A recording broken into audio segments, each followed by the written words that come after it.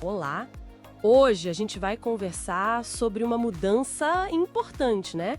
Que mexe com o dia a dia de muita gente no Brasil. Pois é. A inclusão, assim, bem clara dos riscos psicossociais lá na NR1. Isso, a Norma Geral de Segurança e Saúde no Trabalho. Exato.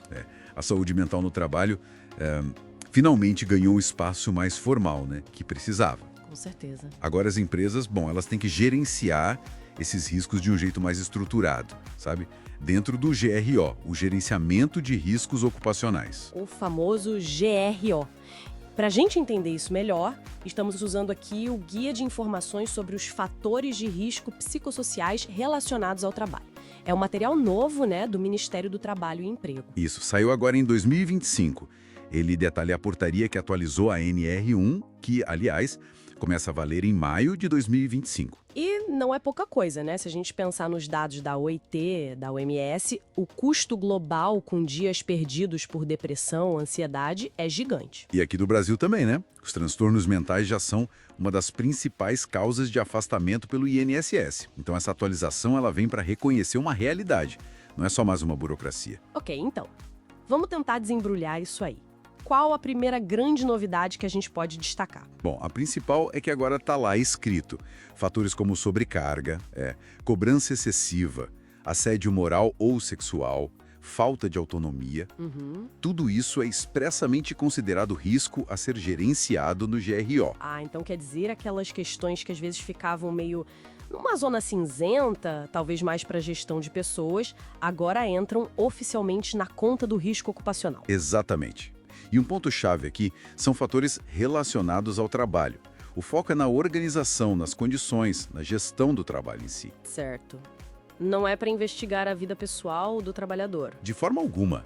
A análise é sobre o ambiente e a organização laboral. E tem uma conexão forte com a NR17, a de ergonomia, certo? Pelo que eu vi. Totalmente.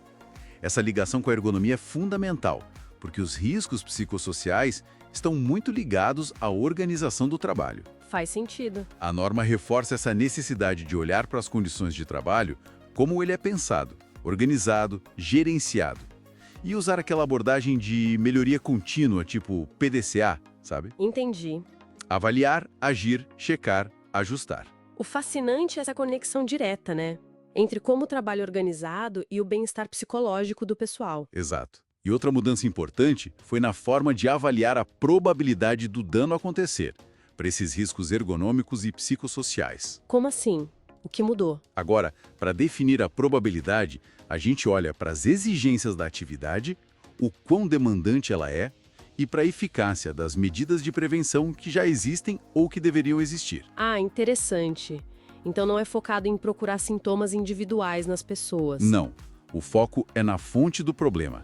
As condições de trabalho. A própria definição oficial no guia deixa isso claro. Fatores de riscos psicossociais relacionados ao trabalho são perigos na concepção, organização e gestão do trabalho, que podem gerar danos psicológicos, claro, mas também físicos e sociais. Pense em estresse crônico, burnout, depressão, até Lerdort pode ter relação. Certo.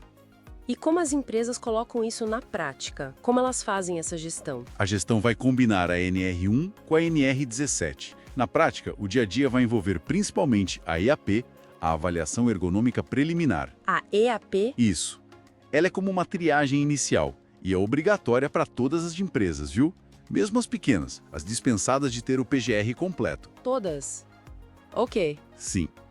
A EAP serve para identificar perigos mais evidentes, como, uma sobrecarga clara, falta de autonomia, talvez um assédio relatado. E se a IAP encontrar algo? Ou se for uma situação mais complicada? Aí pode ser necessária a AET, a Análise Ergonômica do Trabalho. Essa sim é um estudo bem mais aprofundado, mais detalhado. Entendi. Mas antes de sair fazendo AEP, imagino que tenha um dever de casa para a empresa, né? Uma preparação. Com certeza. Não dá para sair aplicando o questionário à torto e à direito. Precisa primeiro levantar informações sobre como o trabalho funciona de verdade, ouvir os trabalhadores. Fundamental ouvir quem faz, né? Essencial. coletar dados de saúde que já existem, tipo afastamentos, informações do PCMSO, aí definir os critérios de avaliação, como vão medir, severidade e probabilidade, e escolher as técnicas. Vão observar, vão usar questionários anônimos, fazer oficinas de discussão. E a comunicação com a equipe é chave nesse processo, imagino. Totalmente. Explicar o objetivo, garantir o anonimato e a participação. Tudo isso é crucial para ter um diagnóstico real. Ok, preparou tudo. E na hora de fazer a AEP mesmo? Aí o foco é descrever a atividade real.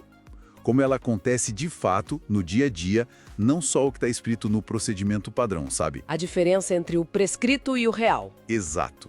Se essa análise identificar perigos psicossociais, aí sim a empresa vai avaliar e classificar o nível do risco.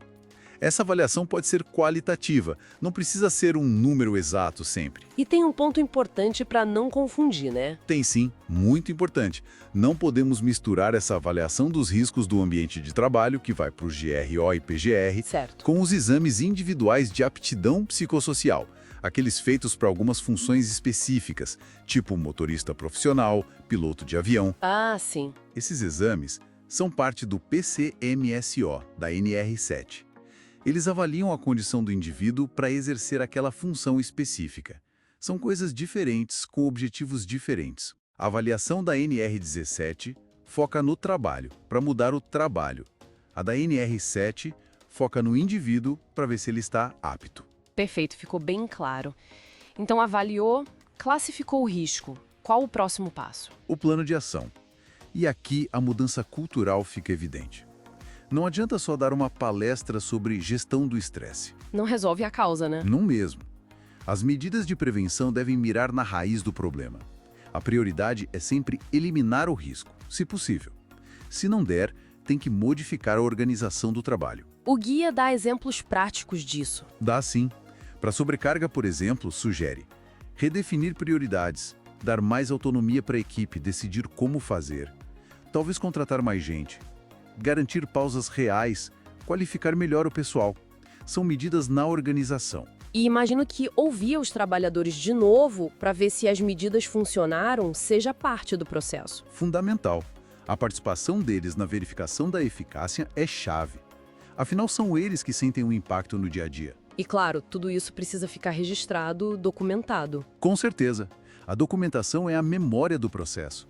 Seja no PGR, para quem é obrigado a ter, ou na própria AEP documentada, para os casos mais simples. O que precisa ter nesse registro? Basicamente, a caracterização do trabalho, a descrição dos perigos que foram identificados, as possíveis lesões ou agravos à saúde, quem são os trabalhadores expostos, quais medidas de controle foram implementadas ou estão planejadas, a avaliação do risco antes e depois, enfim, todo o histórico do gerenciamento, como pede a NR1. Explícita, integrada, obrigatória da gestão de riscos ocupacionais no Brasil.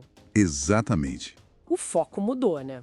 Tá mais claro que é preciso olhar para as condições e para a organização do trabalho para prevenir o adoecimento e não só remediar. Isso é um passo importante, sem dúvida, para buscar ambientes de trabalho mais saudáveis. Com certeza. E pensando nisso tudo, Sim. fica uma reflexão, né?